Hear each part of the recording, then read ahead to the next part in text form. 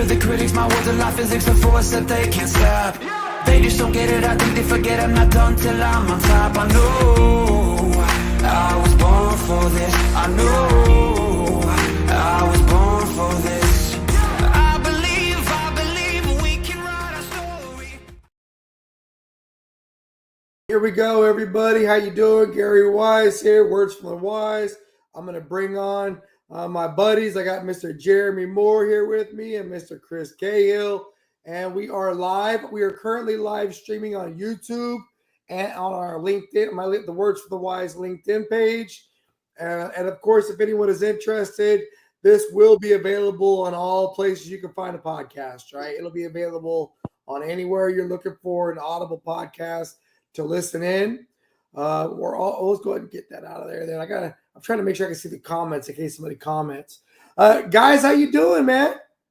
Doing good, brother. How you doing? Yeah.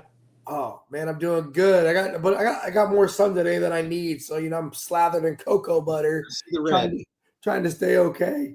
Hey, so the reason we got together today to talk about the things we want to talk about, which is leadership development, working with people, and helping give people ideas to help themselves in their world, right?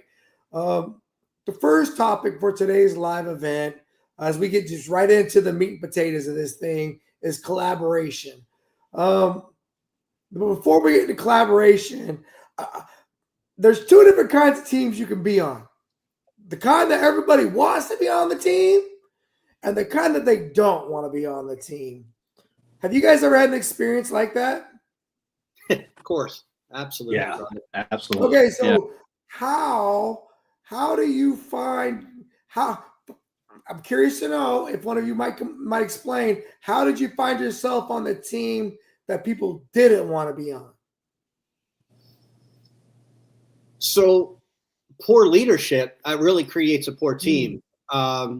You got to have a shared goal, a shared vision. The Bible says without a vision, people perish. And you have to have a shared vision, and you need a good leader that can keep everybody on point with a common goal and vision. We talked a little bit about this, I think, 2 weeks ago too. And then you need somebody. You need a little bit of cheerleading, and it doesn't need to be fluffing, but you need somebody who legitimately recognizes the progress and the success and the contributions of everybody on the team. And some people are good at finding ways to elevate others and turning a negative into a learning experience, and whereas others are more harsh, more negative, or just don't have that. So if you don't have that esprit de corps and positive leadership or in a common vision, I think without those two things, you're on a team where you're not energized, you don't want to be there, and you're looking for the next door off. Okay, so for Chris, your experience was you got on a team for whatever the reason was, and the leadership is what eventually caused people to not want to be on the team. Yep. Got it. All right, so Jeremy, for you, can you give me an example of a time you were on a team that everybody wanted to be on the team? Yes. So there's really two ways I guess you can look at it. One is being on a team where everybody wants to be on that team because of the job itself. You've got that really slick, cool job that everybody wants to be on. And then you've got those teams that attract attention around you because everybody's cohesive and everybody's kind of jiving. And those are the winning teams right there, where everybody's hitting on all cylinders. And really the difference is just taking time, I think, to get everybody to really understand and know each other. Yeah. Well, and for me, as I was thinking about today's topic, I will tell you as a leader, I approach collaboration differently dependent upon the team dynamics, right? Sure. So most of the teams I feel like I've ever led, people typically don't want to be in the room. They've all got other things they want to do. They've all got other ideas, what they want to have. And I've got to bring them to the table to get them to buy into something, right? Right. And I will tell you, whether it's me working with these kids now and all I have to offer them is a grade and or leadership, or in the Navy, I'd have a room full of senior enlisted leaders that were all like, brother, we could all be other places right now. We don't got to be here. Or I'd have a bunch of junior people that were like, we hate the military, dude. We don't even want to be here right now. So what? And having to learn how to get them to collaborate is complicated. on the reverse, I've been on those teams, like you said, Jeremy, everybody was like, we're going to get awards for this job.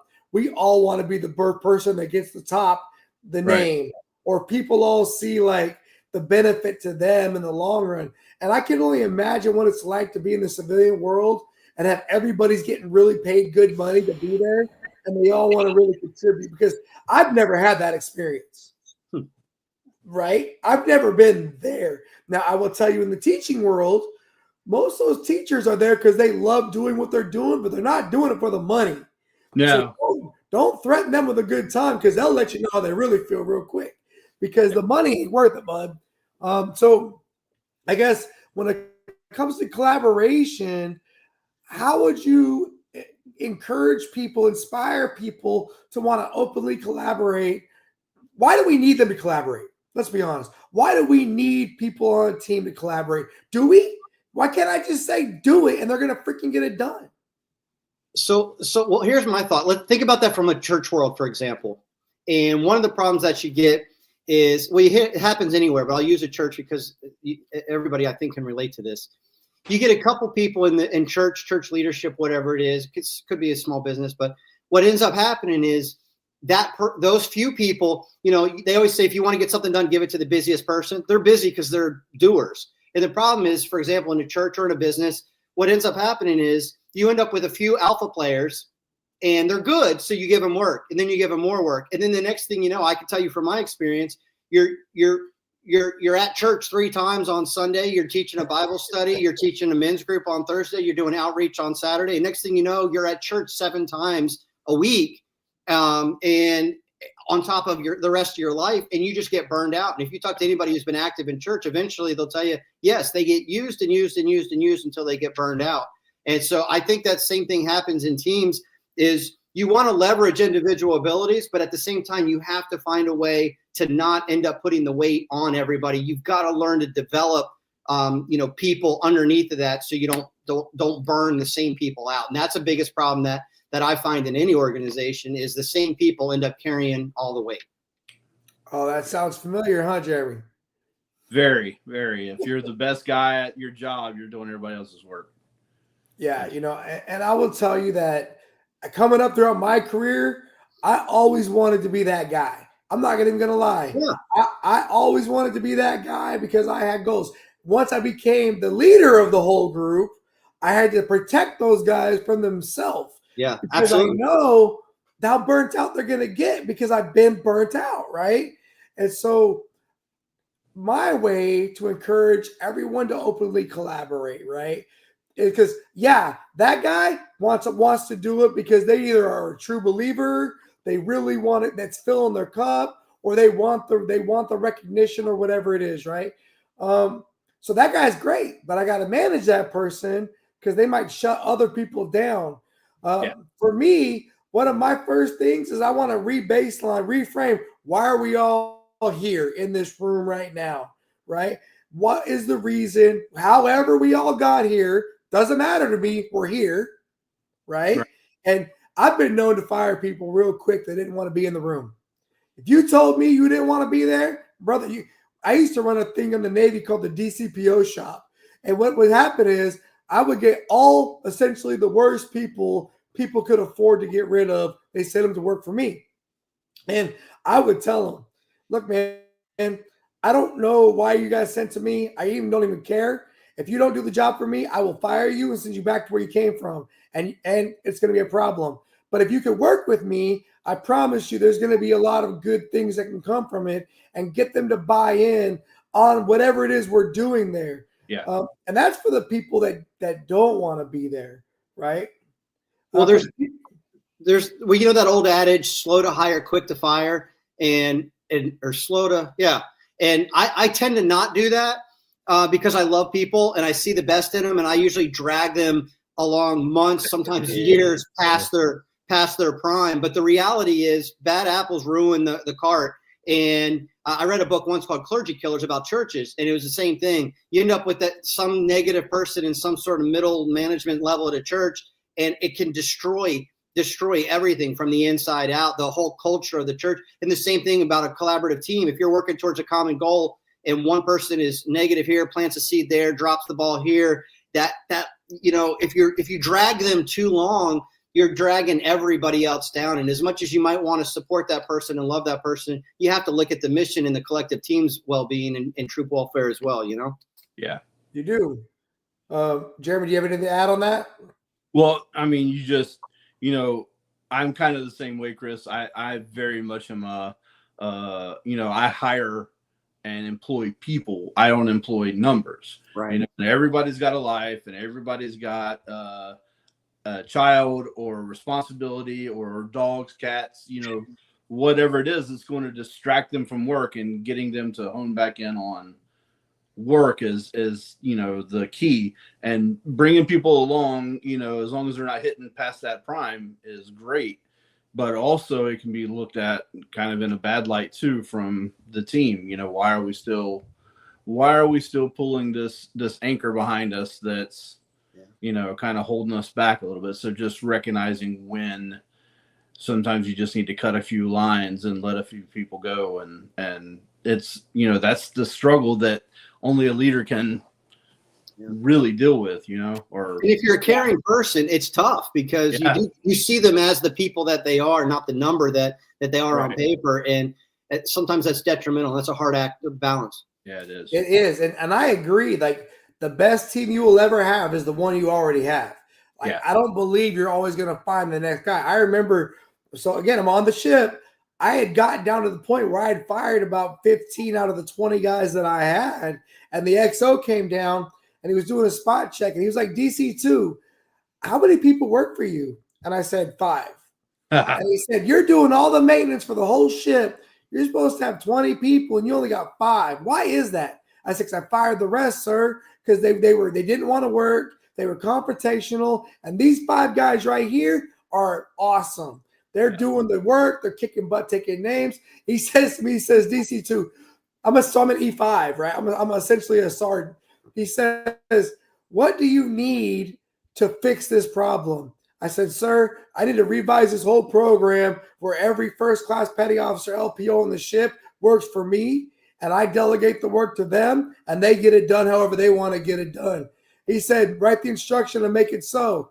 Revise those instructions, made it so. Because they didn't want to give me quality people that wanted to contribute. So I got the opportunity, but you know what I didn't do?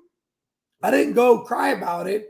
I eventually just got caught because what they would tell me was, well, you fired my guy. I'm not giving you another guy.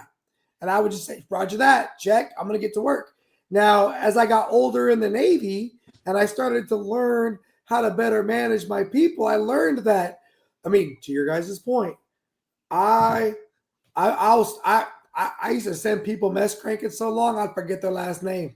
Mess cranking is working down there on the washing dishes. Yeah. I would tell the guys, like, you are hired and paid to do maintenance on board this warship. If you don't want to do that, you want to be an obstructionist and be a cancer in my division, I will send you to work in the scullery so long, I will forget your last freaking name. And that guy down there, that master chief, is my boy, and he ain't going to worry about you, bro. He going to forget your last name too. Yeah. And I'm not going to have to pay that tax. And what I've learned is that by being direct with people, they'll typically remember why they want that opportunity, right? You don't want to go back and no longer get the paycheck or not have the opportunity. And I think the other thing is professionals need to remember, if you're put in a professional environment to collaborate, your obligation is to collaborate.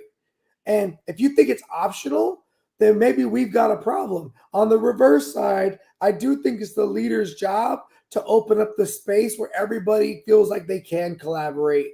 And I think by focusing them on why they're there, what's the purpose, and where are we all trying to get to, I think that's huge. I think another thing is, have you guys ever heard the whole non-attributional frame of work, or being non-attributional? I have not. Go. So non-attributional essentially means that you could say whatever you want to say, and we're not going to hold it against you, right? Okay. And I like to open that up. Like, I'd have meetings like my chief's mess or my sailors or even my cadets. Well, I'll say, look, today we're going to have a conversation, and honestly, as long as it's not illegal, unethical, or immoral, we feel free to say it. Let's call each other out. let's have free conversations, because once we can clear the air, now we can actually start talking about why we're all here together. So if you think this guy's taking too long a lunch every day, throw it out there. If you think this person's not doing a good job of answering the mail, throw it out there. But then they get the chance to speak. And what you get to do is cut through a bunch of the churn, hopefully, and highlight whether or not there's really a problem, or is it just a bunch of just, emotions, right? Well, I mean, emotions are going to drive so much of what you do as a team. But I think, you were saying there's no better team than the team you've got right now. And I would challenge you, especially on this side now of the wave of post-Navy, you get to build your teams now. And, man, you can have, I'm going to tell you right now, I've never been with a team where every member of the team cared about their job until I got to this job right now. Garrett, and Chris, I'm sure you've seen it too. You just got a handful of guys that are pulling the work. Then you've got people that don't want to be there, people that have already checked out for Friday and it's Tuesday and they're just hosting, But there's there's a lot of those in the civilian sector. Yeah, there are. And right now, I looked around the room and I was like, each person here out of a team of 12 just wants to be here for the job itself. And because of that, now that's our foundation that we're going to build on. And we started building teams. And then when I started interviewing new people, we would just bring everybody in after the initial interview. They're we give them a tour, they come around, and then they walk back in the room and the whole team's there. And it's kind of like a fishbowl effect where everybody's like, hey, let's see if this person has the want and the drive to be here. Because you got those people, I hired one person and they give you the best show and they're like, oh, this person's going to be great. And then they walk in the door and this girl worked 5 days and had already called out another 5 days. And I was like, look, she gave us the best view of her, but that was not it. But now we're building those teams of people that, that's exciting, really bro. there. Yeah. That's got to be exciting. I will tell you that. That's got to be huge. And I would like to think in the civilian sector, it is an advantage getting to hire and screen. Vice, you just get what you get. You don't throw a fit. Yeah. And then I think to Chris's point about going back to church, I see so many similarities to the challenges churches have back to my military time, because there's only so many people to do so many things, and you really are dependent upon collateral duties or people that are willing to be volunteers, right? And it's got to be frustrating when it's almost like time is valuable. And for me to give up my time to contribute to something, I mean, look, remember that we did that men's group, Chris, for a year. And when I look back on that, I love doing what I do, but you were getting me at a premium, baby. I was every week doing this, and I do like to contribute, but I think that time is valuable. Okay, so we talked about having that shared purpose, having that focus of where we're going. How do you leverage, or how do you get people to? I love being leveraged. Let me just say this. If you're authentically working with me, your cards are face up, and I tell my students all the time, leverage me as long as you don't use me. Don't play me. Yeah. But I appreciate when someone's I recognize when it's happening, and I'll smile because I'm like, man, I appreciate you letting me help you out here, but you're gonna owe me one. But it's okay. Well, the thing is, and I would argue probably the 3 people on this call and the same people that are watching this video or this call or this Zoom, those people are all people that love being leveraged. They wouldn't even be watching something about leadership if they didn't genuinely want to be good leaders, want to be better leaders, and learn about it. The reality is, though, 90% of the world doesn't. And that comes back to the challenge that I talked about earlier, is that you got to be careful not to burn out those that want to be leveraged. And I will tell you, and if I'm being fully frank, I have run 110 miles per hour, if you will. Some people don't like that content, but run 100 miles per hour for the last probably 2 years straight. And if you've ever looked at my schedule, I am going from sun up till 1 or 2 in the morning every day of the week, including Saturdays and Sundays. It doesn't stop, and I haven't stopped for about 2 years. I'm tired. And because I'm tired, I don't have gas in my own gas tank. And everything that's extracurricular it just seems so taxing to me. And it also means that I have, even though I'm giving and giving and giving, I feel like a mama bird giving worms to babies everywhere, in every part of my life. And I start to actually feel, me personally, as somebody who, like you, is always, I want to be leveraged, I want to serve, but in my own, being the guy who over leverages himself, I start getting jaded. Then I start getting frustrated. Then I start having short tempers. Then I start getting just frustrated with regular people being average, because that's average. And then I'm like, Yes. well, why am I giving 100% when you're giving 80 and you're checking out on Friday? I'm not working. I'm working till 2 a.m. on Friday and Saturday, and you're checked out. And then I start getting mad at them for being average, instead of recognizing average people are average. And it's my own fault for being so leveraged that I'm now being jaded. And so I'm just speaking to your question as the person who over leverages himself. And I really struggle with boundaries, because when I see a need and I have the capability to fix it, I do. And sometimes I need to say, you know what? That's my pride and ego, because if I don't do it, someone else will, and that's okay. Hey, that's why we're ending tonight at 7:30. Because my wife says 7:30, cut it off, bro, because you got other things to do. And you're not wrong. I think both Jeremy and I can relate, man. Jeremy, do you have any feedback for that? Chris, I think seriously, man, that's amazing that you're able to do that, because I've done that too a lot, and then I find that burnout, and then it's harder to go back to it. So that burnout, and obviously you have to have that good partnership with your spouse and that kind of stuff, and keeping yourself centered to do that, man. That's hard for me to get back into now, because I did that job for so long, with constantly, after I retired, looking at my cell phone, waiting for it to ring, and it doesn't ring anymore, and you get that loss and that feeling. So I said, hey, I'm going to change a couple of things when I retire. And my wife begged me to take that year off after I got out. So I was able to separate and kind of center myself, and I lost myself for a while. Coming back, I had to wait until I got energized again and ready to lead and jump back into something that I was going to put my heart into. So I had to develop those boundaries that I had for so long just let people run over. Yeah. So I get it. So I would say, Chris, for me, again, 100% I relate, right?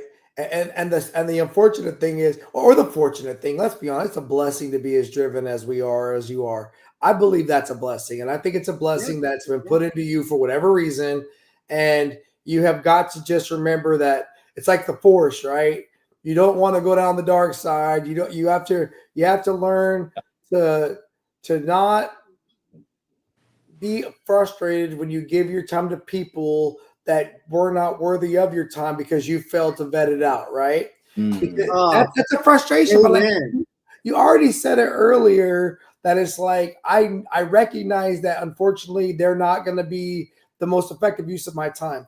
And it could be, for me, I recognize that that's one of my contributions to how I could try to make the world a better place, is when I try my best to meet people where they're at and to do the best that I can do, knowing full well that it's not the best use personally or of my time, but I'm trying to recognize, okay, what value can I get from this? But then I also can be very quick to recognize, okay, this conversation is done. I got to move forward. I got to go do something else. And I'm very selective with who I actually really, really devote my mind to, right? Because I don't want to burn myself out when I can keep myself entertained, because I'm thinking of all the things in my own head. I don't need anybody else's help. Thank God Grok can talk back to me now. It's great. And I think the other thing is, taking strategic pauses are 100% a part of a battle attack, right? Whenever I teach my cadets anything, I teach it from the warfighting perspective, because it's who I am. I can't help it. When I'm on the school, I'm talking about it like it's a freaking installation. I'm calling the freaking mess decks, the cafeteria is the mess decks, right? And it's just how I think. And I will tell, today they were doing a workout, they were doing a CrossFit workout. And I would tell them, take a strategic pause, get your breath, refocus, and get after it again, because you're not going to finish the set if you just burn out and die.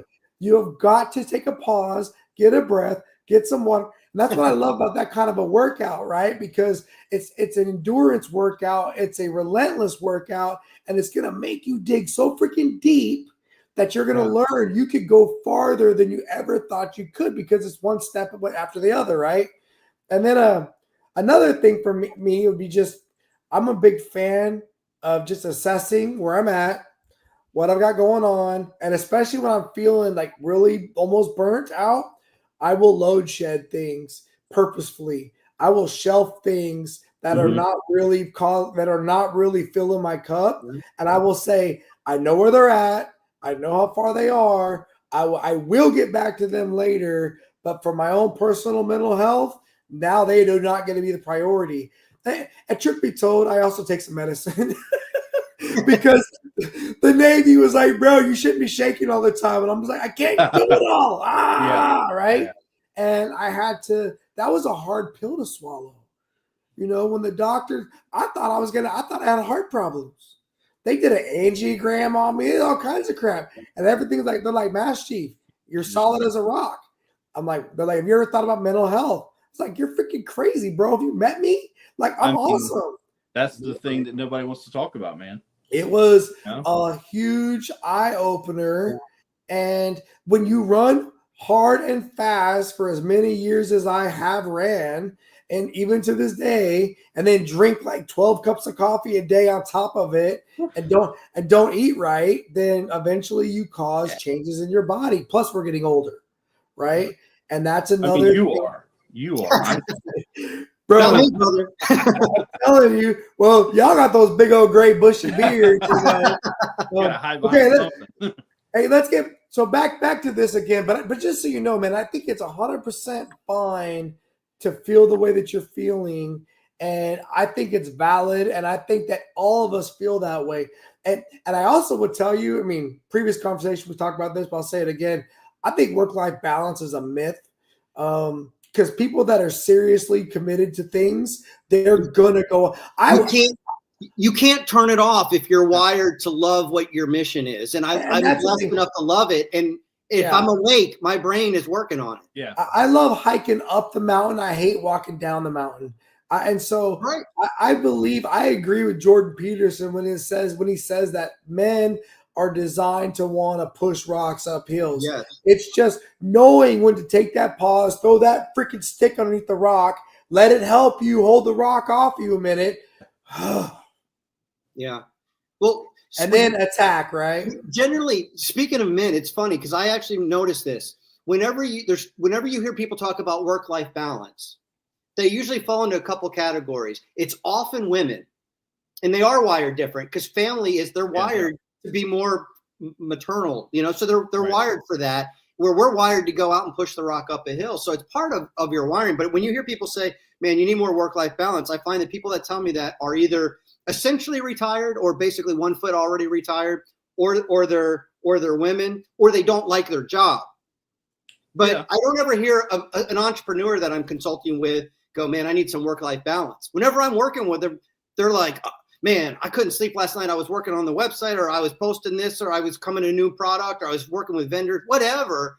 Like, because they're wired to love their job. And I feel like if you hear too many people say you need more work-life balance, be careful who's saying it, because to your point, I don't know if such a thing truly exists. And that doesn't mean bury your head in work and be a workaholic. That is problematic. But I think you also, like you said, I think it is a myth, because if you actually love what you're doing, you can't not want to keep pushing that rock up a hill. That's just my observation. I've noticed that over the years. When I hear people say it, I kind of look at them. I'm like, oh, you fit one of those 3 buckets. Of course you would say that. Well, so I think it's like this, really. I think it is. So I'm 46. If 46-year-old Jeremy would go back and talk to 23-year-old Jeremy, he'd say, no amount of money, like Howard Stark says, like no amount of money ever bought you a minute of time. I am able to enjoy things now in life that I had when I was 23 that I wasn't able to enjoy then. And part of that was because I had to deploy here. I had to go here for training, and I had to do this. But I had kids that were neglected. Not like neglected, but neglected of my time Sure. because I was Guilty. focused on other things. So I think maybe some of that, Chris, is also perspective. Like you were saying, like people are telling you, hey, work-life balance, because at the end of the day, you know, your family is important too, and building that around you. Now, that doesn't mean I'm going to go out and party it up, because that's not Yeah. you know. So That's here's what I'll say. You know, work-life balance is. I'll take for me. I typically when I hear that from somebody, especially when they come to me, hey Gary, man, I need some work. I usually find they're going through something. Yeah. Right. There's typically problem at home. There's probably communication problems. Mm-hmm. There's probably life problems, right? And they're going through it because typically when people are communicating well with all the important people in their life, they're not typically out of balance, right? And I taught the kids this week about the 5 love languages. Well, that was last week, but I made them get up and speak about it this week. And I told them, I said, change the word love to communication languages. So the 5 communication languages. Because I told them, I said, look, all love is 2 people that have chosen to communicate with each other for a long time, and they want to do it well. That's really all it is, right? And I say communication is going to be king. And so if you're going to be a person that's a high performer, or a person who's going to live a purpose-driven life, or if you're going to be a person who's going to have things that you allow to inspire you so much that you want to feel energized, then you're going to have to communicate with the people in your world that need to understand what's making you move. And, you know, here's the other fun fact, and it's okay if it's not what energizes them, right? Oh, yeah. That's fine, because that in my mind will be that yin and that yang that's that counterbalance. And I do think you need to plan your time to the best of your ability to ensure the people that you value feel valued. Because so through communication, you can figure all that stuff out, right? Yeah, I mean, it makes that's huge, right? And then I think to your other point, Jeremy, because you know I spent a lot of time away from my family as well. That's guilt, bro, and we have it because of what we did. And the other guilty part is how much fun we had when we weren't at home, right? It's like I was talking to my kids the other day at school, and I was like, I used to feel guilty for being excited to deploy because I was getting to go do the things that I'm trained to do with the people I like to do them with. And we have good times together. We coach, joke, we laugh, and we go out and we get it done. And it would feel very productive. And then I'd come home and go home and just hit the wall. Like, this is kind of boring, and I'm going all the wrong places, and I'm doing the wrong thing to the kid. And, you know, and it's the same no matter where you go. You know, I think that everybody has the same challenges. And so whenever I hear work-life balance, and yet communicating with yourself is the priority as well, right? Because just communicating with your spouse or your team or whatever, what's the story you're telling to you? How are you feeling about what you're doing? How are you loving on yourself are you giving yourself that words of affirmation? Yeah. Are you giving yourself those gifts? Are you giving yourself that opportunity to be in the space where you can get the language, you know, and that all comes with emotional intelligence, maturity, right? Hopefully you're in a financially better place where the monkey's not on your back and you don't feel like you can't, because that's another huge stressor, right? Yeah. The bills. And I think that's one that hopefully by the time folks get to our age, hopefully they're to a point where they're like, okay, I'm not bitten off more than I can chew. And as a matter of fact, I'm working the plan, right? Because that's very helpful. Yeah. Let's get back to collaboration. And all of this is a part of it, right? Because what we're doing right now is having a great conversation about communication, which is what collaborating is. And what are tools that you've seen you can use to collaborate with? Any ideas? I love the whole brainstorming method. Like, what is that? Problem, and it doesn't matter whose problem it is. It can be, hey, we're going to talk about Gary's problem today. And Gary comes in and he's like, okay, I need to paint 24 parking spaces blue and 7 red. How best to do that? And just bring people in and kind of farm those ideas. And you'd be amazed at, one, like who picks up on the nuances of how important things are and who those emotional leaders are for the problem. And that is a great way to get everybody on the same team and bought in, is just talking about little things that are maybe not so important, but it brings people together. So, ways to unite a team. Yeah. And from a brainstorming perspective, intentionally, every office that I have has a big whiteboard on one wall. And I'm a huge, I don't care what I'm talking about, who I'm talking about. I almost always inevitably, my knee-jerk answer is, I stand up and walk over to the whiteboard. I'm like, let's think that through. So much so that I laugh 3-4 times a day. Somebody I'm meeting with will say, can I take a picture of that? And I laugh because by the time I'm done writing on it, it looks like Einstein equations. And I'm remember in an hour what this meant. It was the process we used to get there. But I love brainstorming. Now, if I could give you what I don't love, and this might be a generational thing, and so this is not a knock on the up and coming generation as much as maybe it's a knock on me and people older than me. But in my world, if there's a problem, if somebody says, Chris, fire, I'm like, cool, pick up the phone. Let's call them and work it out now. Whereas they'll be like, well, let's send them an email and see if they get back to. I'm like, just pick up the phone. Hey, blah, blah, blah, let's get.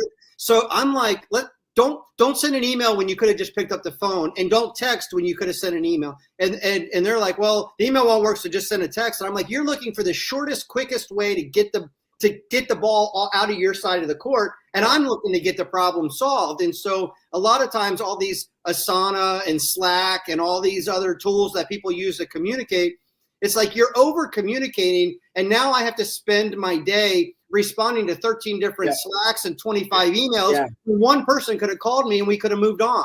Yeah. And to that point, right, I am never a fan of a new app. I'm just not. No. I'm never a fan of. I used to have a radio when I was on the George Washington. We all carried radios. I would get in trouble because I would literally leave my radio on my desk, because I would tell them when they would catch me, Senior Chief, why don't you have a radio?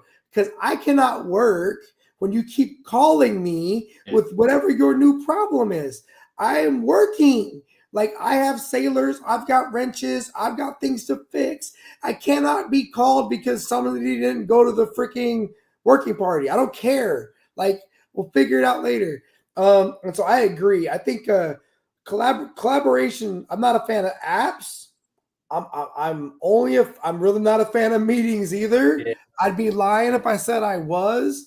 And so the meeting needs to really have a format, right? Or there needs to be a plan. If I go to a meeting and it's not well received, I mean, I'll look to my boss and be like, let's just go, man. Like, let's walk out of here because they're not ready for us. This is ridiculous. And when I host meetings, right, I propose the agenda. Sure. I let them know why it's going to work. I facilitate everything that's going on. And if there's a dead horse, I shoot it. Bam, you're dead. And we're moving on. Now back to brainstorming, right? Because brainstorming is one of my favorites too, especially at the beginning of a team. The first thing I do once I reframe what we're going to be working on and why we're all there is everybody's typically professional in their area, right? So we just say whatever you think your concern is, right? And we just, all of it goes on the board, right? Yeah. Then what I have them do is we then rack and stack them from the most lowest priority to the highest priority, right? So what's the lowest priority? Like, what's the lowest concern? What's the highest concern? And then the next list we take the same list and what can be done the fastest versus what will take the longest amount of time. And what I do is I look for correlations in the list, right? I look for things that we can get after that will not only give us some momentum, that will give us some quick wins, but we can also start to build the framework of our plan, right? So, because we'll decide real quick which ones, like the highest priority is get the thing done. Highest priority, meet the mission, bottom, right? So that's the end of the line, right? And the fastest thing to do is have today's planning meeting. That's the left line. And we call it a fishbone in the Navy. We make a fishbone, which essentially plans out everything. And then the other thing we do is I am a fan of battle rhythm, or what that means is we have a plan of events every day of our collaboration points. We'll have like a morning stand-up meeting. We'll have a 1,500 check-in, and we'll only have like meetings like once or twice a week. But there's multiple points throughout the day that we could touch bases with each other. And the other thing I think that works very effectively is partnering people up to work with other people on that team, right? So if you are big into freaking painting and you're big into managing security for those parking spaces, I want you two guys to work that problem together, right? And give them that ball to go figure it out, because typically I'm used to running lots of things simultaneously, not just one project, right? Sure. And typically and at the meetings that I'm thinking about, most of the people are usually department heads of their own, and they've each got 50 to 60 people behind them that they can use. And they've all got priorities. So what we're doing is we're figuring out how do we sprinkle into their job jar this new addition. The other thing I'd like to just remember is I'm protective of what I ask people to take on, because I'm protective of what I will take on, right? And so whenever I take on, like whenever my cadets, that's the team I got now, whenever they want to take on a new task, like a community service event, or they want to go do something on a weekend, I will almost always ask, what's the impact? What's the result if we do it? And why would we do this? Because I've got time, that things that I want to do on my weekend. Why should I not do what I want to do? Because you guys want to do this. Make me understand. And I want them to understand, think it through. Because typically we're the leaders that are the ones making the choices as to yes or no. Now, if you're in the position where it's just come down from on top and you have no way, you have no saying no, okay, then be honest, be an honest broker about the time that's required to get the job done. Sure. Don't lie to give a false narrative that we can meet a timeline that's going to be unfair to your people, and make them push back as to why it requires you to possibly be unsafe or press people outside of a box of what their rules are supposed to be. And like I saw that a lot in COVID. You know, in COVID, we would get pressed all kinds of ways, and the civilians, who God bless them, they would be like, we're out of here. We don't get paid for that. And the military was like, well, y'all have fun. We got to get it done because we don't get to go home, right? And what I learned from that was it's okay to say what you need to say, right? I think that's important, because good leaders will hear that and they'll do their best to shape the timeline to give you the time you need to be effective. Okay, let's go ahead and cut out of this one. Let's move into how can we best talk to people? How can we best communicate, right? We got those love languages. We got those communication languages. I'll start in the service, or at least in my experience, because all my experiences are the damn service, right? I'll be honest. Done it since I was 18 years old, and now I still use it to this day. Every op starts off with communications. It's like our number one thing. How are we talking to each other? It is C2, command and control. How are we communicating? It is the beginning of every brief. This is how we're talking. This is the radios we're using. This is the network we're going to be on. This is our primary. This is our secondary. This is our tertiary, right? Like we are going to, and every boss I've ever had is wanting to know that that's a laid out fact, as well as what are the call signs or what are the communication signals that everyone's going to be using. Because when you got multiple ships communicating, you got aircraft overhead, submarines below the waterline, it could get real spicy real quick. And everyone needs to know who's who in the zoo, right? And so for me, the first thing is going to be know what the channels of communication are, what they're expected to be, and how we're going to use them. And that's whether it's using communication devices or people, right? Because a lot of people don't have all those extra bells and whistles, but it's, if I have a problem, how do I report it to you? If I have a concern, how do I elevate it? When I'm done with what you said to do, and our next meeting is not for 3 days, do I just sit on that and wait? Or do you want that email, right? Do you want it to say in the subject line, done, right? Like, Yeah. because that to me, I love subject lines when they I say do too, and I love done. That makes my Done. head feel so much better, and then it's ambiguous, and I'm thinking 30 things I'm not sure where they're at. I Yeah. love that. Even if you just hit reply back, done. I'm like, thank the Lord. I Yeah. love the very much that same thing, but the bluff, that bottom line up front. huge. Give me Huge. that at the very beginning of a Yeah. 4 foot long email, then I I'm use it. Yeah. Yeah. I use it all the time. I still use it to this day. I taught it to the cadets because tell them up front before they even get, here's what you really need to know, right? Yep. If you're Yep. so busy, you don't got the time, you'll come back to read it all late. Because that's what I do, guys. I get emails in my inbox. Yeah, me too. I'll scan through them. I'll mark them as unread if I want to come back to them later. Yeah. And I'll keep on pushing.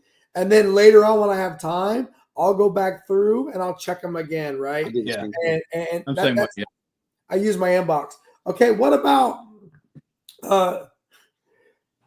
when you're in these moments with people, how do you best listen and ensure you know what they were trying to tell you? And how do you, we do repeat backs a lot, right? We do repeat backs. Say what I said, right? I mean, I'll get that deliberate. Say what I said. Say what I said. I taught the kids this week, paraphrase what I just said in your own words. Because I want to hear that you comprehended what I was trying to get across to you. Sure. Don't just parrot what I said. Say what, like, tell me why I said what I said, so that way I can trust you understood. How much stuff happens in the world where people don't really understand and they just keep nodding their head like, yep, yep. We get out of the meeting. You know what we're doing? Hell no. What the hell? Why does that happen? I mean, everybody's got something, right? So everybody's got something going on. And the moment you see somebody pull this out and start, Yeah. you know, or they're checking out, or you see them like look at their watch, you know, we can all cheat now. That's why I got an Apple Watch when I was teaching, so I could see, like, you know, anything wrong with the baby, what's going on in my life. I checked out. So people do that all the time. So you got to get that buy-in. And if they don't have that buy-in, like, why am I here at this meeting? Oh, because I have to be here. Okay. Well, and the other thing is the presenter has a requirement. They got to be able to present. Right. God help me if I go to something and the person says I wasn't supposed to be here today. I will probably I can't do it. I can't. When they do start it. reading off of a slide, I'm like, If somebody opens up a PowerPoint, I'm done. Like, well, I'm immediately working in my head on something else. I'm like, I don't mind a good PowerPoint if they're just leveraging it for them, right? That's a trigger for me. I read the book Leaders Don't Use PowerPoint 15 years ago. And now when I see anybody, and as a public speaker and a preacher, if I see somebody pull up a PowerPoint, like, bro, you literally just went from wherever you thought you were on my radar down to zero. Yeah. We're done. Yeah. Unless it has like a picture. And if it's a picture and you leave it up as a backdrop to talk to, that's fine. Yeah. But if you pull up something with a bunch of words and bullet points, you might as well just say remove me from your circle of influence. Navy Marine Corps online, like so once upon a time, get through a class kind of thing. Well, 100%. 100%. Yes. Click. Once upon a time, I worked for a guy, and he's kind of somebody. And every week we'd sit on these briefs, right? Where we'd be briefing an admiral in Hawaii, we'd be in Japan, and you'd have people San Diego, Pac Northwest, Hawaii, and they'd all have one slide. And on that slide was stoplights, and it was red, yellow, green. And every one of those was a ship, right? And so if it was green, that ship was full FMC, full mission capable, right? If it's yellow, there's a thing. And then there was up arrows and down arrows. Up arrow meant something went up. Down arrow, something meant went down, right? And all we would talk about are the red and the yellows and not the greens. And the amount of man hours that went into that slide was freaking painful, right? Because, I mean, you got super good people, leaders. They just were in charge of whole ships yesterday. And today they're on some staff hand jamming a freaking slide for this 4-star that's going to scrape their face off with a bloody knife. You know, so I don't mind slides if that's a communication tool the organization has designed to be a way to communicate. as long Right. as everyone is trained to know what they're for. The presenter is ready to brief it, right? And we're only going to talk about what matters, right? We're not going to be telling me how great you are because I don't. That for me is not value. Now I went to a thing last year for my job in the school district. I had to go get training on being nice to people, and so I went to this training, and I swear to you, the presenter, the first thing she said was, "I'm sorry, everybody out," and I was like, "Oh my god, this happens here too." What the heck? So just word for people that are out there. I don't care if you woke up today and you were surprised to be the guy. They don't need to know that. It doesn't make it any easier for you. Yeah. It doesn't matter. You're awesome. You got the opportunity. Rock it. Please add more than 5 extra words to a slide if you're going to read it. Right. Don't read it. Yeah, don't read that slide. I can read that. You heard me talk about battle rhythm earlier, and I talked about how there were strategic points of checking in, right? How important is it to tell your people that have regular points of contact with you? Okay, for me, that's a biggie.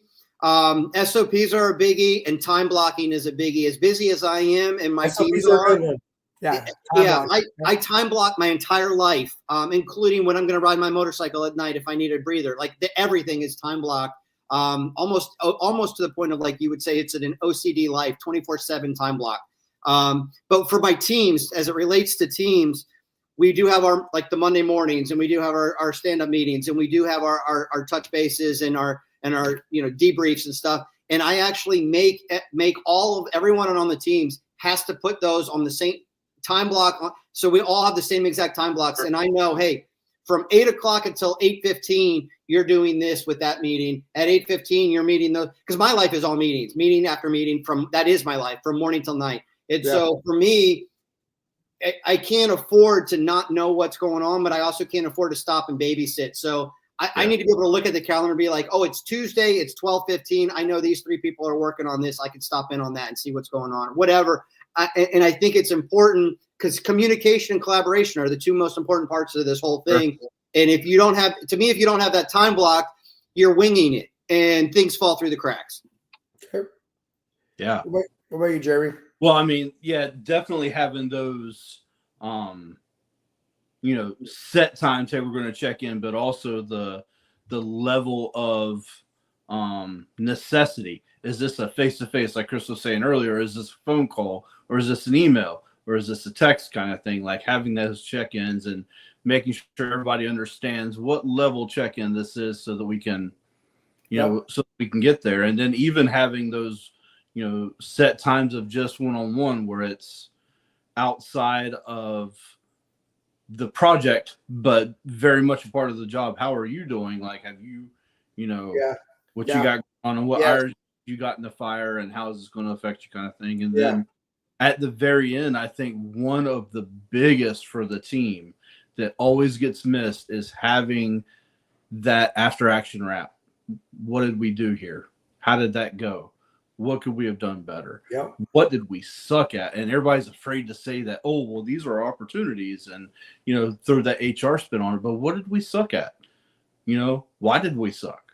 How can we make that better? And not everybody's going to see that, oh, that was a problem because, Tommy didn't show up with the water at this time, or people aren't going to see those kind of things. But that your team missed a cylinder somewhere, you didn't fire, and how are we going to fix it? So that after action is, like, to me, if I were going to pick one that I would not ever miss for anything, even if I had to crawl out of bed and jump on somebody's phone, is I got to be there for that after action.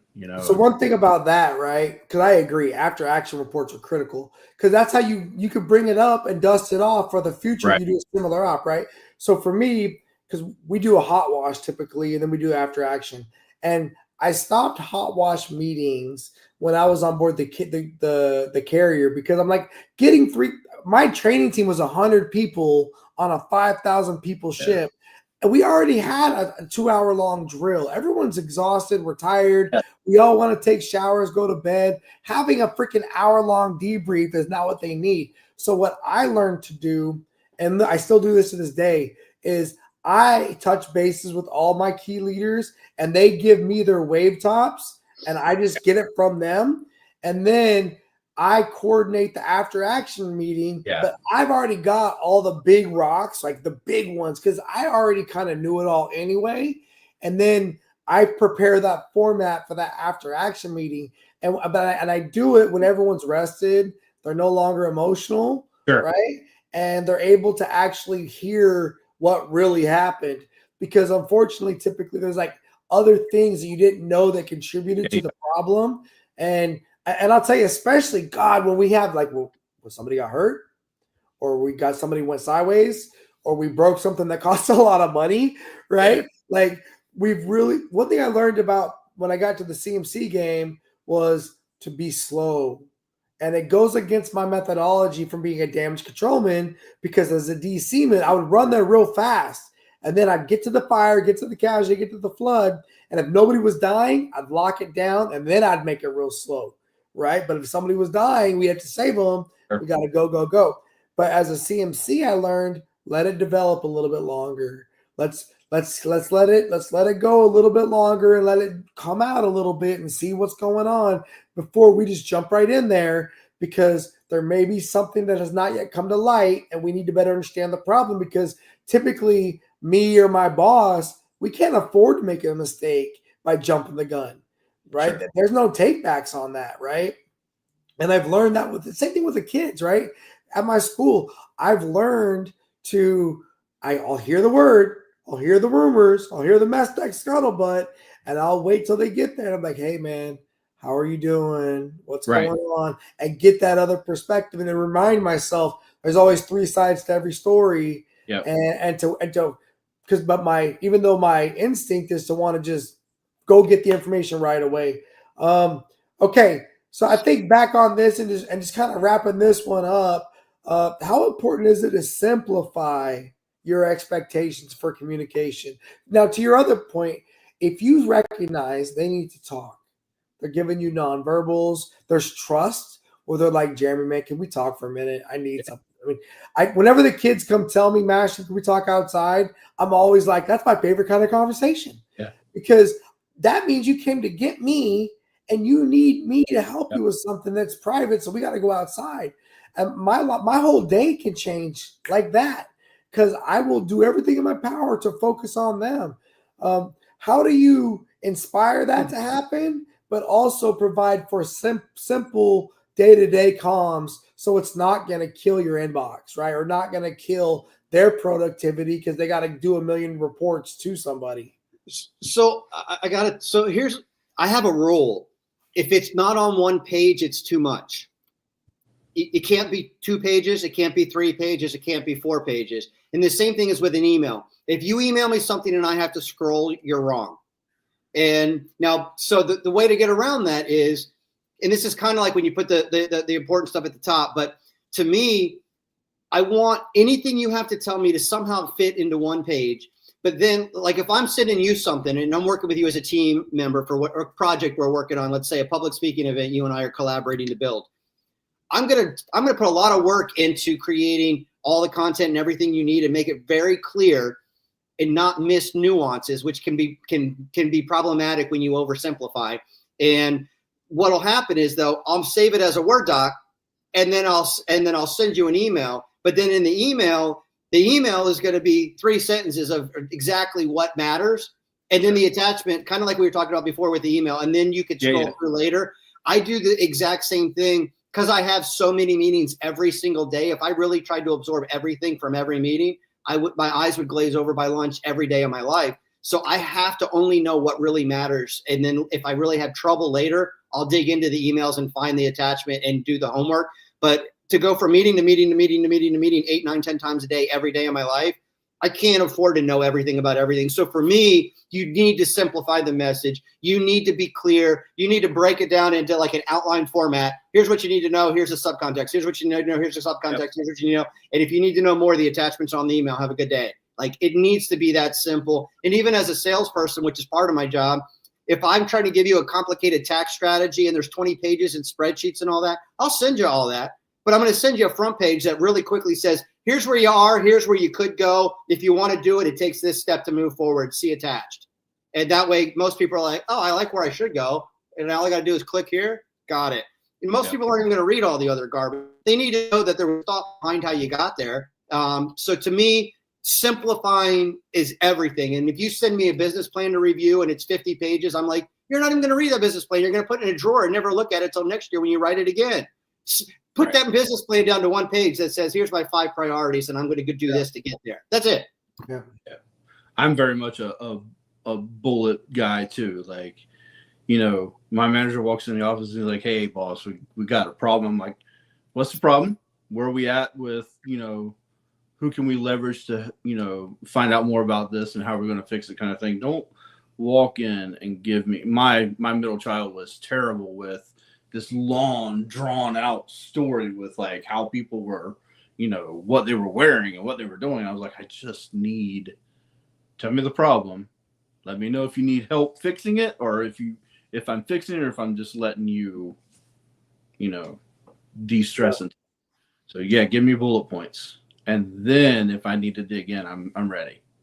I'll tell you, for me, when they start giving me too much information that's not really important, I'm like, what are you camouflaging, bro? Like, I will cut straight to the chase on you because, but here's the thing. How do they know what I want? I train them. Mm-hmm.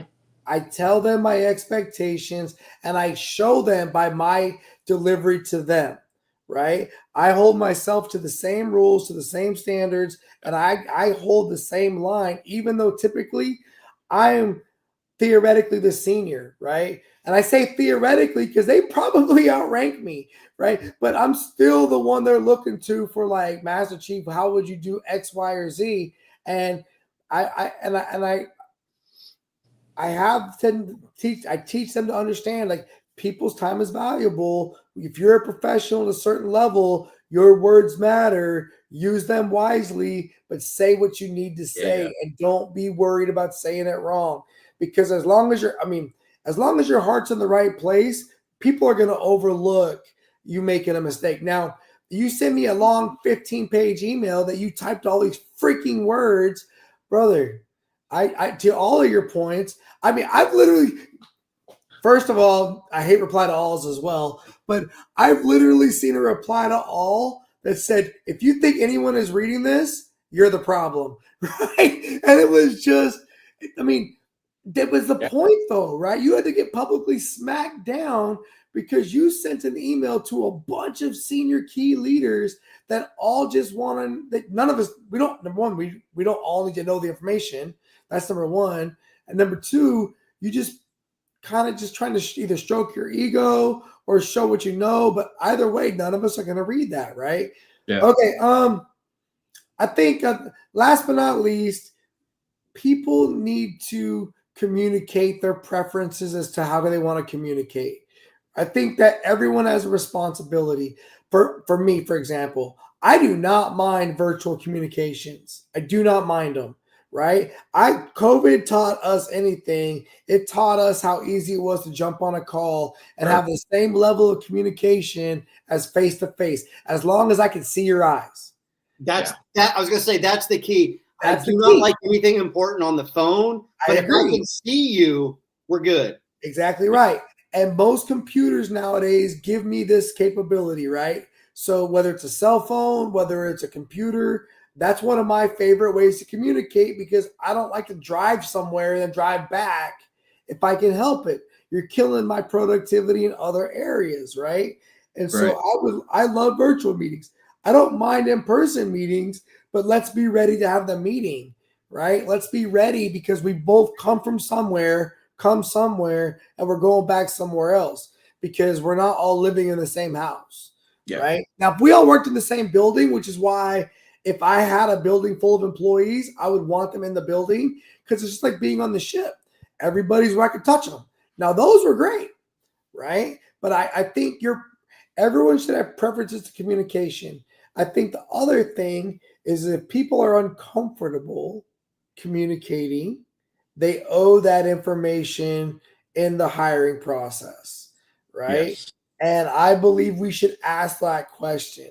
Because nothing is more frustrating when somebody needs to be a communicator and all of a sudden now they've got a complication with it or it's a challenge and it's a big challenge, right? Like they can handle, like they might have severe anxiety, so they can't give a presentation, or they might have severe depression and they're going like, I don't mind mental health challenges. I get it, bro. But if communication is going to cause you to be in a space where you can't do it, maybe certain positions aren't for you.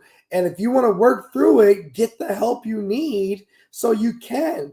But it's not fair to people that have to pinch hit for you all the time because you're tapping out because you don't want to be the one that does it, right? For me, that's a tough one. Yeah, and I know it's kind of a taboo thing, but I would tell you the amount of people that I see in today's society that have neurological nuance, and then unfortunately they leverage it when it puts them in uncomfortable situations. It's like we need you to work past that, or you're gonna be limited. You're gonna be limited, and I'm not gonna lie to somebody that's on my team. Matter of fact, for my students, get in front of the class and you're gonna speak, bro, right now. I need you to learn how to speak in front of people because what bothers you is all those eyes looking back at you, right? Yeah, but then you remember that everybody else is in the same boat regardless. You know, everybody started somewhere. You just got to get used to it. That's what they have to learn. Yep. I always laugh, Gary, because as a Christian, I don't fear death. And as a preacher and public speaker, I don't fear public speaking. And they always say the two biggest things people fear are death and public speaking. And I'm like, when you're a preacher, you're not afraid of anything, I guess. People really do fear it, man. And it's not just, remember the whole collaboration thing, right? People will not collaborate openly because they're afraid to get embarrassed or humiliated or made fun of. And then what's frustrating is I will literally look right at them and say, you have not said a word. Give me something now, please. Because you might be the one that has the information that I need to hear, and you just haven't said it because you're waiting on an invitation to speak. And that's typically it. And then I'll tell them in the future, please don't wait for an invitation to speak in my meetings because I want you to be an suit up, baby. We're playing the game. Yeah. This is the game. This is a chance for us to make the sausage that we're all going to eat later. So I actually struggle because I fail to comprehend how people would not want to engage because it's such a big part of my DNA. So when you have to pull content out of people, like I go home and I'm like, what is wrong with that person? Yeah. Honestly, I don't get it. I mean, I work with people right now that have all kinds of speech impediments and things, and they're still up there briefing because that is part of their job. And I'm not here to judge someone on what they've got going on. Because really what I'm trying to do is take in what they're doing and I'm trying to prepare myself to spit out what I need to spit out, and you just got to guys, find that time. For me, I look at all my people as my responsibility, right? It's just how I've been trained. And so if it's my responsibility to help get you to grow and I recognize you have a challenge with communicating, I'm going to make you communicate. Because I want you to become better so we can become better. And I'm not afraid if you leave me to go somewhere else. And as I look at all these people in the world, especially young people that have these challenges, that in high school, they get all these advantages at things. I tell them, I don't care. Because guess what's not going to matter when you graduate high school? You're not going to get those advantages anymore. And so in 9th grade, I'll work with you. In 10th grade, I will start to wean you off of that. But by 11th grade, I need you to stop using your little freaking get out of jail card on me and start giving me some results. Because once you graduate high school, no one in college, nobody in your tech school, nobody in the job that hires you is going to care that you can't perform. They're just going to fire you because you can't perform and you took the job. And so don't wait. And so now, as a person, because like you guys, I do care about people. I'd see them in the Navy all the time. I see them all the time in my classroom. When I recognize they have communication problems, even as a dad, right? Even as a dad raising kids, hey, I'm not perfect.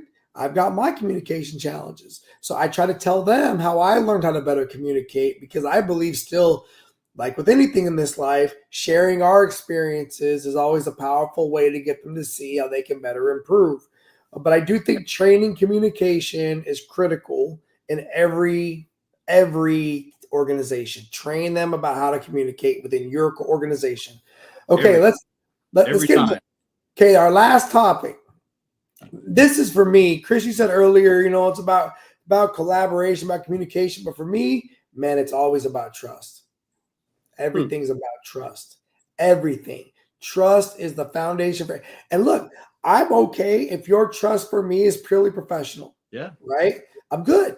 That's what I always give. I was raised by my parents to give people a certain amount of trust out the gate. Look a man in his eyes when you shake his hand and trust that he's not going to stab you in the back if they look you back in the eyes, and that you're going to have a fair exchange, right? So now I'll trust you until you show me I can't trust you anymore. And I'm not saying trust them with your firstborn son, but hey, sir, shake hands. What can I do for you, right? How can I help? Where can we be involved? But let's start off first with how, unfortunately, in this world today, are people fracturing trust with the people in the world around them? Well, all right. If I actually, how they say at the beginning of the year, pick a word, and this is your word for the year or whatever it may be. So I actually picked one. It was my word of things that I tried to figure out everything that I don't like in the world and summarize it in one word. And I came up with one word. And the one word that it embodies everything I don't like is incompetence. Okay. And I bring that back, though, to the concept that you're talking about here with trust. And I expect the best out of everybody and am constantly let down, particularly even in the small business community here in Ocala. And if you've ever done anything, like I'll give you an example that anybody in Ocala can relate to. My dad is in a wheelchair now and doesn't have very long to live. And because of that, we had to get a bathroom put in the house. 18 months ago, they came and they ripped down the wall and put up some plastic. The plastic is still there and no one has come back. We called to get somebody else. Someone else came and tried to fix it at another company and drove a truck over the septic tank and broke the septic tank, and they didn't come back. And now there's a bunch of lawsuits happening. My dad is going to be gone home to see the Lord before there's ever going to be a bathroom that he can use. So right now we still have to pick him up and carry him into the bathroom every day. And if you've ever tried to get a project done here in Ocala, unfortunately that happens all the time. People say, yeah, I can help you. Here's the quote. It gets halfway done or half done at a D level or a C minus level. And over and over and over again. And that same thing happens when I try to work, because I consult businesses as my clients. Well, those same types of people that treat their own clients like that, when they're my client, if they're treating others like that, how do you think they're treating themselves? The same. And so I'll say, hey, I need you to get this done over the next 30 days because we got a tax deadline, whatever it is. 45 days later, I'm calling them saying, dude, you missed the deadlines. You're going to get penaltied or whatever. And it's one thing after another. And even if I partner with somebody or a marketing agency, for example, are always letting me down. I'll work with a marketing agency to help one of my clients, and they'll overpromise and underdeliver time after time after time again, to where I feel like the MO of Ocala is, hi, we'll promise you the moon and give you a C minus every time. And if you just put that on your business card, and then I know you're from Ocala. And unfortunately, that's how it really truly is. And I see it so many times, so often, that I basically just feel like I live in a world of incompetence. I worked with a buddy of mine once upon a time, and he used to say, low expectations, man, no disappointments. And unfortunately, he's right. And I hate that, because I look at everybody and I see their potential and I see their best, and I want to trust them at face value. If you shake my hand, but then when you let me down once, shame on me. But when you've let me down 12 times, I have to look around and be like, why is this so consistent everywhere? Okay, look, man, I think it's broken promises will take away trust, right? And your word is your bond, and you've got to be consistent. And unfortunately, the experience that you're having is not uncommon, right? Especially in the service industries. And this is where you get handyman that get bad names, or you get small businesses that don't have strong insurance or whatever. And people are like, how did you just pick that person? I tend to just go out on a limb and trust people, and I'll verify, Gary. Well, I don't know a million people. Like when I got my floors done in my house, I was in Guam.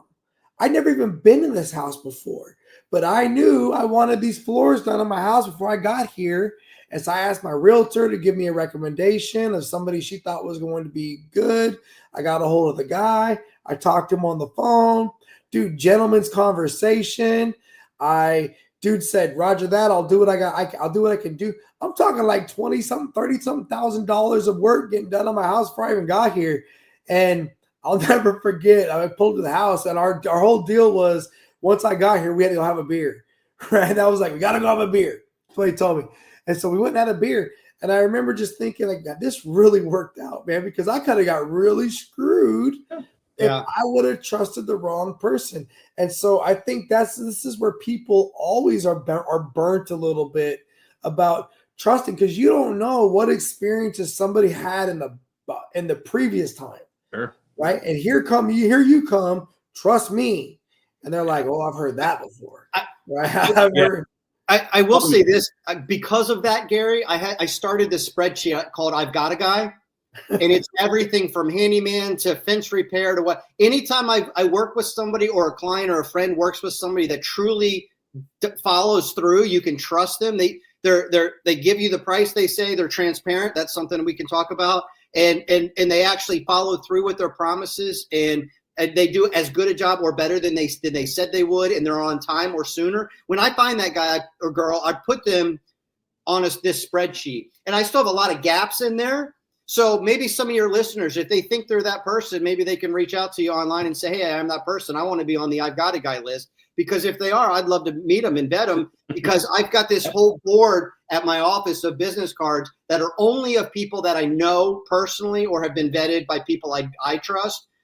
So if you come into my office, you're like, hey, man, I'm moving. I need a realtor, and I need somebody to take pictures of the house, and I need this. I'm like, I got the guy, and I trust him, and I know him, and I'm trying to build that. And I've got gaps. So tell your viewers, if they think they're that person, chime in. I think the other thing is, I think we lose sight of how big the world is, because we have these bad experiences, and we do start to think that it is a representation of something.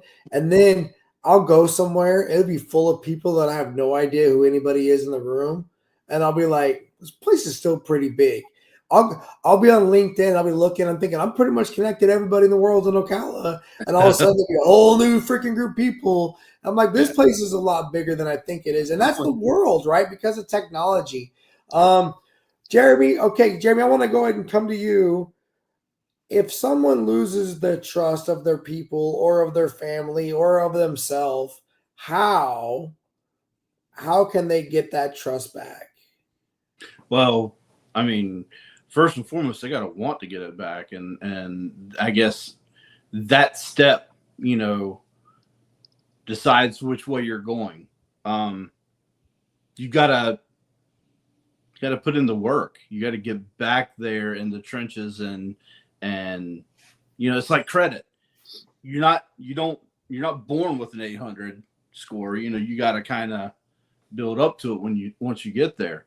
And it's one of those things that you're not going to walk in with all the trust in the world. You might walk into a room with a certain amount of trust just because of where you've been, what you've done, or who you are, or whatever. But you've got to have that trust with someone. And a lot of it, is, shaking hands and talking and having that face-to-face conversation with someone and looking at what they're doing while you're talking to them. So they're not like, or looking down at their phone, or, you gotta build those relationships and that level of trust. Like Chris was saying, that, I've got a guy kind of thing. Like, that's awesome, because that's what I do too. I've got, I probably have most every doctor's business card in the whole county.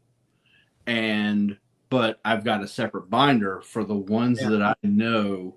Like, I can pick up the phone or I can text them, and they're going to be like, hey, Jeremy, what's going on? Versus the, oh man, I must've missed your call. I didn't see, or whatever. Like, the people that are in tune and connected to what's important. And then, it's that focus. You got the people that are just focused on dollar signs, and they're not putting out the product like they should. Like you were saying earlier, Chris, and then you've got the people that are trying to build those relationships and that trust and those, those relationships across the board so that you can connect with other people and be like, hey, I need this, and doing all that footwork and legwork, and that is that trust building. You got to get there.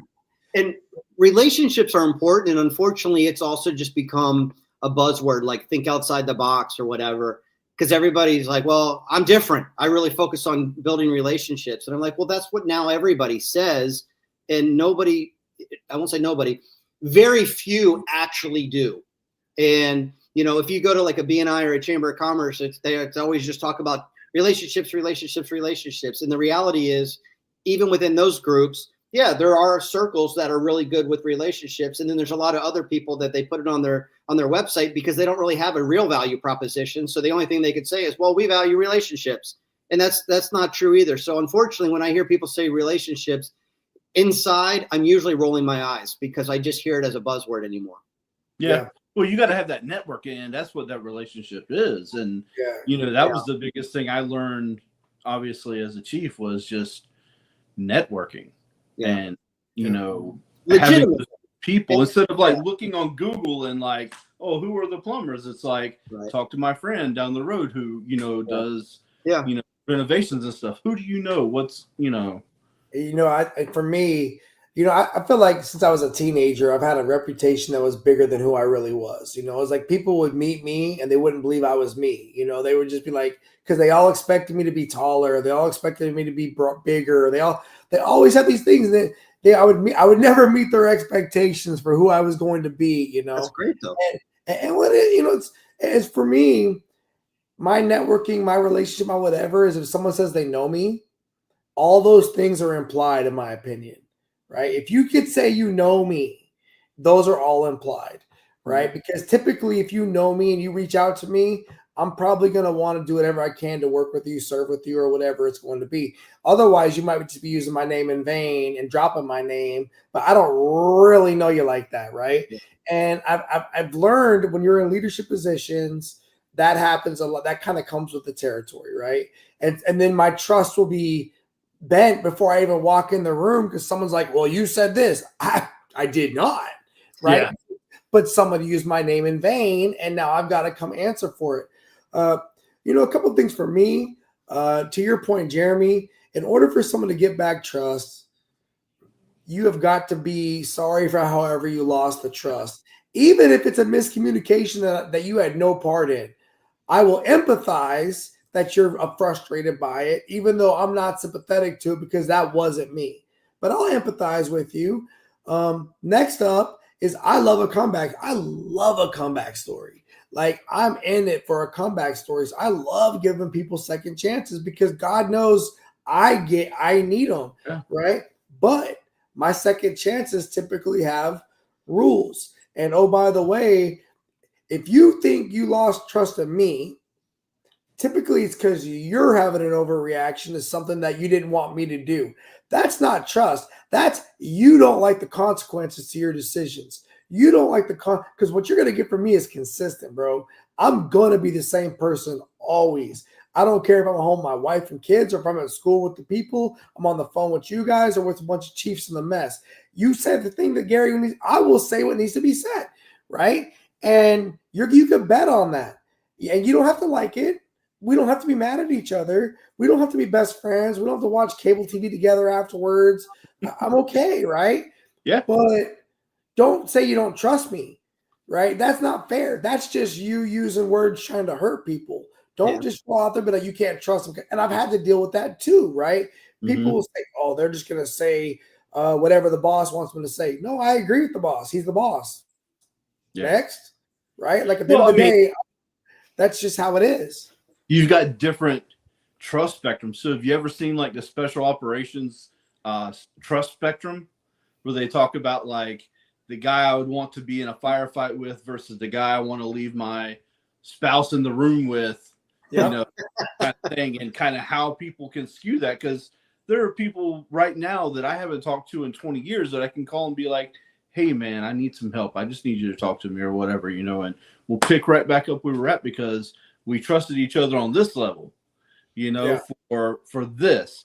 But at the same time, I'm not going to be like, hey, man, I haven't seen you in 20 years. Come on in and spend the night at my house with, my kids and my family and everything, just because I don't, I knew you then, I don't know you now kind of thing. And it's finding that level too. So we had a cadet this week get busted with some stuff that he's not supposed to have. And he wants to come back to my program next year. And I'm pretty solid about my rules. Like at the end of the day, I don't entertain certain things, right? It's just not a thing for me. And so I'm not always the decision maker, but I'm not going to be quiet about it. I think my eject button is going to work today and you're going to be gone, bro. And we were doing the open talking where everyone could ask questions. And I was in the front and the students wanted to ask me questions. And I said, sure, I'll take them. And he asked me in front of the whole group of kids, how come you don't want me to come back to the program? He says, because you don't trust me. I said, it's not that I don't trust you. I never trusted you to the level that you could have broken my trust, bro. That's just not going to happen. Just you're a kid. I'm going to trust you to be a kid. I'm going to trust you to be a cadet. What I don't like is the consequence you brought on all of us because of your actions, which made us all look the way that I don't want us to look. And so based off of your actions, you made those choices. My recommendation is you don't need to be in the room. Does that mean I hate you? No. Got nothing but love for you, bro. But I want to do great things somewhere else. But if you want to hear if you're going to ask me in front of all these people the truth, and then the next kid said, was that why me too? I said, well, that because I don't like the way you treat your girlfriend. I think that's not good look for us either. We don't treat people like that, right? And she's not welcome back either. And I got no problem saying it out loud because I'm consistent. And I learned that the hard way. I learned that even if I have a conversation in the mess or behind a closed door, I got to be ready to stand 10 toes down for that conversation that fast and not flinch, and not even be upset that somebody else knows, because people are going to talk and you're going to trust that I'm going to be consistent.